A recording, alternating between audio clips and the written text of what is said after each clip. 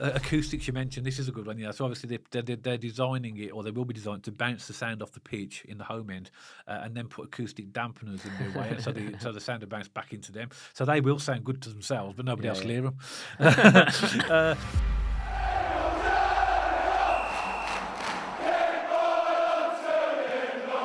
Welcome back to BCFC Royal Blue. And I think it's fair to say on the field, Birmingham City have made a tepid start to the season. You know, it started off well. It's gone off the ball a little bit at the moment. And we're hoping that will improve. But off the pitch, things are, really, absolutely, I suppose you have to pinch yourself really to see what's going on. Now, in this podcast, myself and Matt will be giving a reaction to the open house that took place last week on the 22nd of October. Now, there's so much to talk about in the open house. What we decided to do is split it over two podcasts. In this podcast, we're just going to focus on the news and information relating to the Sports Quarter, including the new stadium. And in the other podcast we'll do, which will be, I suppose, a part two to this, we're going to look at everything else that was spoken about. Because there's so many things that we could really talk about. We could be here for hours. So, Matt, I mean, obviously, I know that you saw the open house. You watched it. It was 2 hours long on YouTube. I had to do it in 3 sittings, but I watched the whole lot, and some interesting stuff there. So, as you know, we're going to focus on the stadium in this podcast. Yeah. So it's really exciting, isn't it? It is exciting, and I agree that obviously full-time worker, 2 kids, it's hard to find 2 hours these days to squeeze in. I'm like you. I think I watched it in 2 sittings. Yeah. But really good to hear, hearing from Nick Smith, hearing from Tom Wagner. Yeah. What I love, Dad, there's no teleprompters, there's no scripts. It's just him, his personality, his charisma. It really comes across in these open houses, doesn't it? He comes across very knowledgeable, very, there was some interesting questions, some, on social media, some people, why do they keep asking the same questions over and over? But there were some decent ones in there, and I thought he answered them pretty well. So I'm not going to steal your thunder, Dad. I know you've got kind of a plan for this, but a couple of key highlights for me was, the 20th of November. That's the day we're going to get to view the stadium and the plans, which will be really exciting. And again, they're hoping it's going to be done by the 29-30 or the 30-31 season. So just a few exciting little deadlines there that we can look forward to as a fan base, Yeah, and I think fans like me who are 60 years plus are hoping that it gets built quickly, because obviously we want to be part of it. But I'm just going to give a brief overview of Nick Smith. I mean, he's always fascinating to listen to, Nick, isn't he? And he gave a real good insight into the whole process, the procurement process, about how they've gone through and selected architects and all that. So do a little bit about that, and then I want to talk about some of the technical stuff that they're factoring into the stadium. And this is the stuff as fans that we really wanted to know. What's it going to look like, and what type of things are going to be in it. And also sort of Stephen Knight's involvement's pretty cool, isn't it? If you don't know Stephen Knight, I'm sure you do. The Peaky Blinders creator and writer. He's obviously going to have a decent involvement in this, isn't he? And of course, what I really like about the conversations they're having, that they want it to be an example and a replication of the city of Birmingham. Yeah. And I love that. And it's the fact Stephen Knight's involved. He's a Brummie, he's a Blue Nose. I think that's why he gets the city. He knows the city. He gets the fan base. I quite like the idea of him being on board. So he will get those small details that we as a fan base know and love and appreciate. I think he'll get them right. Yeah. I mean, and I think that's exactly why Stephen Knight is actually there.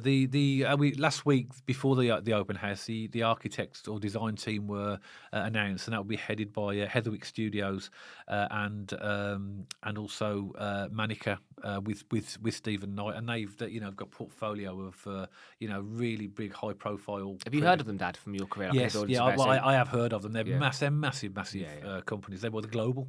I think they've been involved in lots of like Wembley Stadium and other. I think was it the Tottenham Hotspur Stadium. I don't know how true this is. I've heard the Everton Stadium as well. I was in conversations around the Everton Stadium. I don't know whether they designed it. No, I think the architects for the Everton Stadium were in the actual in the mix, but I don't think that they won it. But I love the way that Nick Smith described it as a modern Colosseum. I've heard that term before, and it's going to be iconic. The stadium, it's going to be 60,000 seats, but he talked about the need for it to be a all year round event. So obviously there'll be as many events as there will be football matches. I thought it was 62,000. Well, he mentioned he did talk around 60, 62, but it's going to be around that as well. It's going to be again. I'll read out some of what he said, because it's really good as well. It's going to be a world class elite performance centre for professional men, women, boys, and girls academies. 10,000 seat women's stadium, which has the possibility of increasing to 15k should the demand arise. An 18,000 seat arena. for obviously concerts and events as well, with over 3 million square feet of mixed-use development, hotels, residential, commercial, shops, etc. I mean, all this on one site is absolutely fabulous, isn't it? And he said that they bought, is it 135 acres of land now?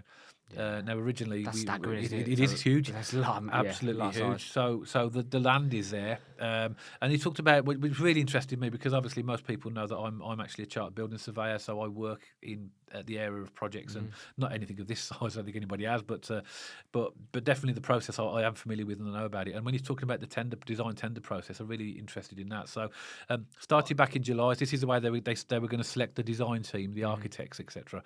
So started back in July, and they had 13 of the best architects in the world who tendered for the job. And then eventually, he said it was a tough process to whittle that down to 5. And what they did, which was very clever, when they got to the 5, instead of just selecting one of the 5, they had a paid competition with those 5, so that all of them were paid to give their designs. Basically, if you were awarded this, what would the stadium look like? That gave them the incentive, because they were being paid to do a proper job on it. And he said the effort was absolutely sensational. What they produced was amazing, and that 5 went down to 3. And then Tom announced the winner, which obviously was Heatherwick Studios in collaboration with Manica. As part of that selection process, they had a technical team in the selection of the architects process saying, well, just making sure that, okay, the architects have designed this, but can it actually be built? That's why they had other technical people involved. From a building surveyor's point of view, Dad, you know, when they have these conversations, when it goes out to tender, what do you think Blues are looking for? Is it a combination of someone who kind of gets the football club and the city and kind of says the right things? Is it a combination of the designs they're submitting? You know, if you're Tom Wagner and Nick Smith and the board, and you're on the other end of that tender, what are you looking for in that process? What Nick Smith explained at the open house was that each of the architects were given a design brief or a vision, so they'd already set out, and he actually read it out. I didn't write it all down here, talking about what they wanted from the Sports Quarter. So basically, the selection process would have been asking themselves, have they met the brief?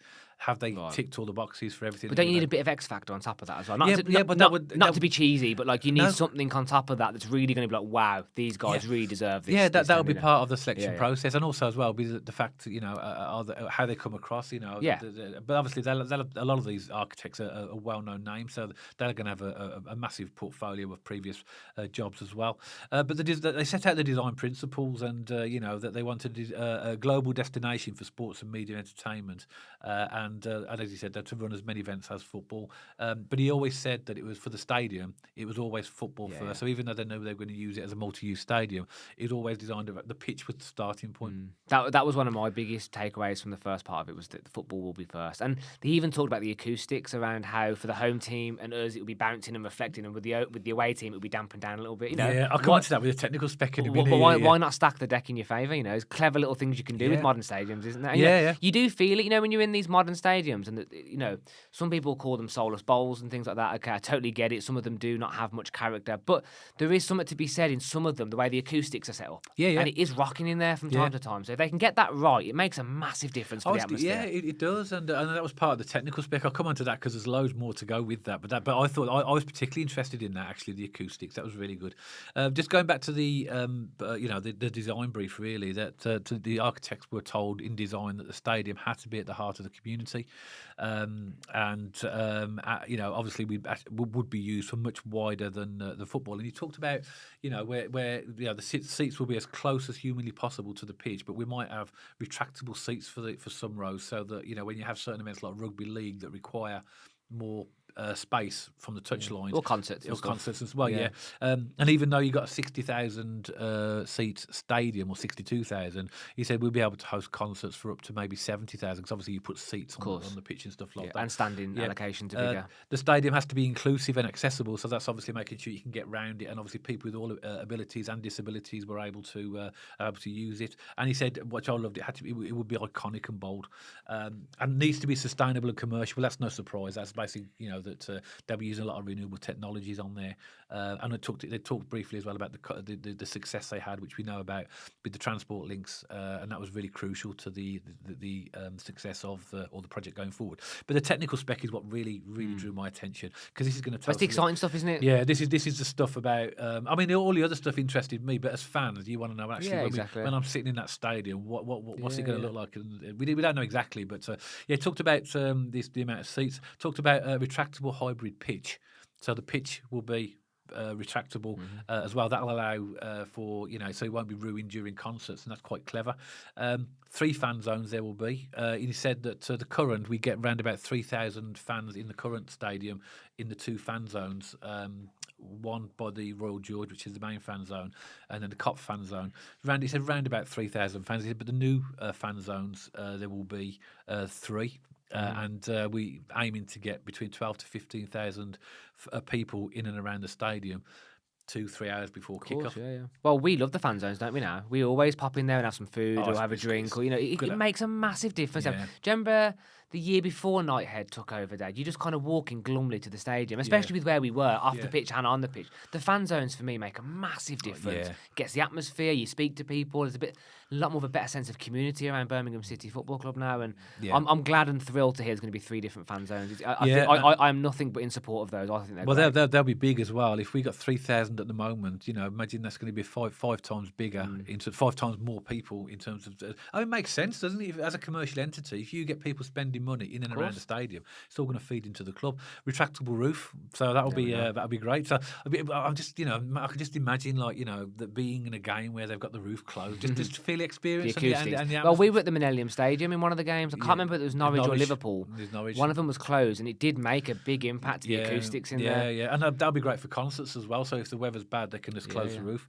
Acoustics, you mentioned, this is a good one. So obviously they're designing it, or they will be designed to bounce the sound off the pitch in the home end, and then put acoustic dampeners in their way, so the sound will bounce back into them. So they will sound good to themselves, but nobody else will hear them. He was also saying as well that fans have said, are we going to get like a blue wall like they have at like Dortmund or something like that? And he said we'll have 2, so 2 like stands that where we get like a big bank of fans.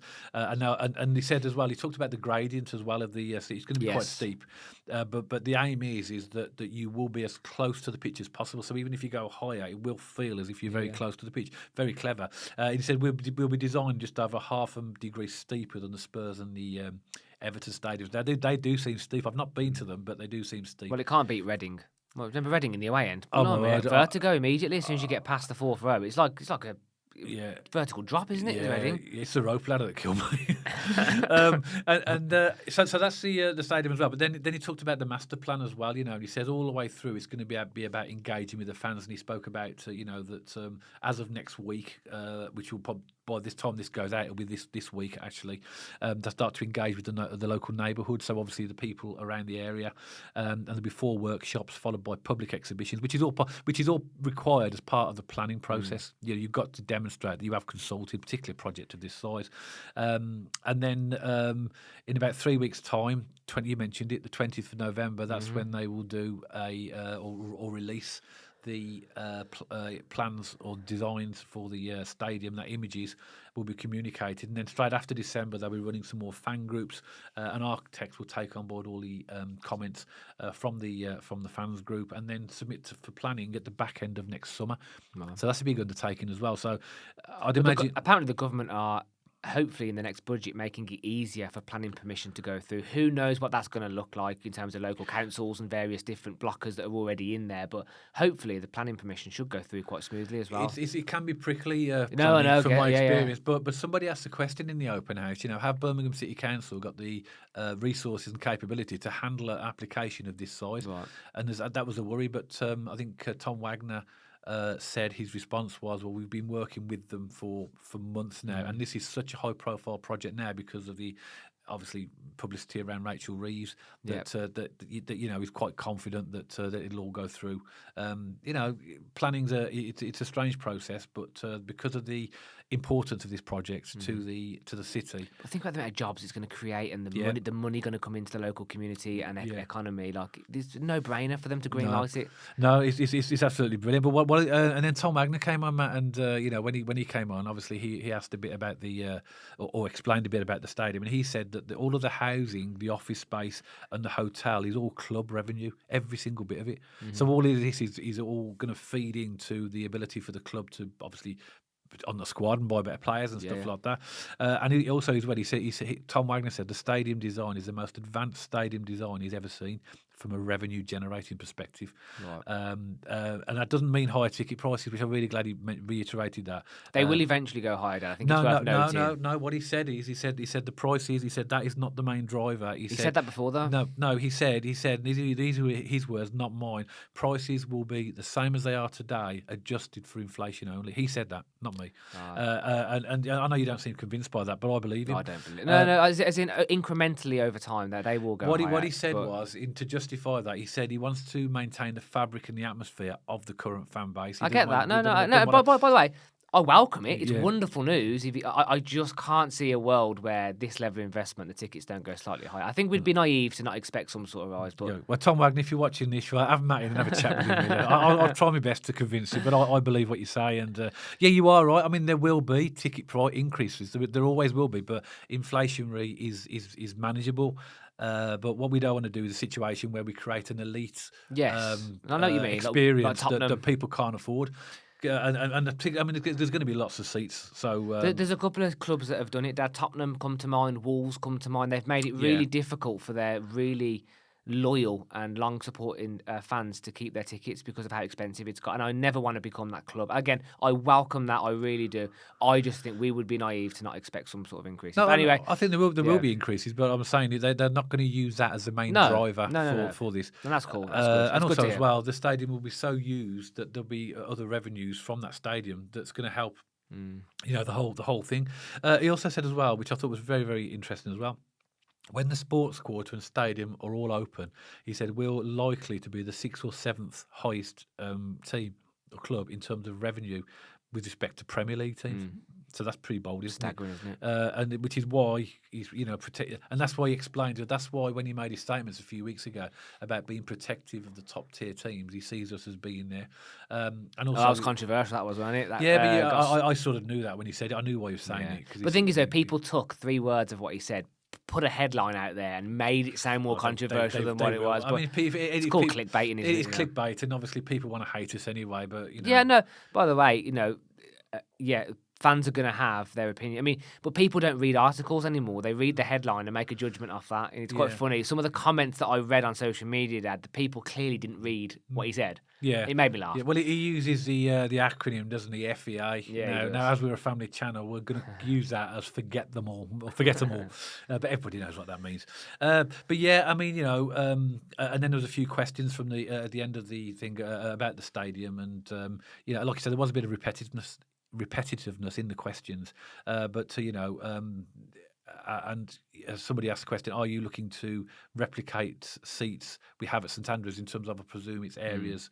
He goes, he said, we're going to have 62,000. He said, so we've got opportunities to do what we want pretty much. And obviously the steep walls at either end and tiered, he mentioned that in his answer. And obviously, so what he's saying was the seats at the end will be the walls.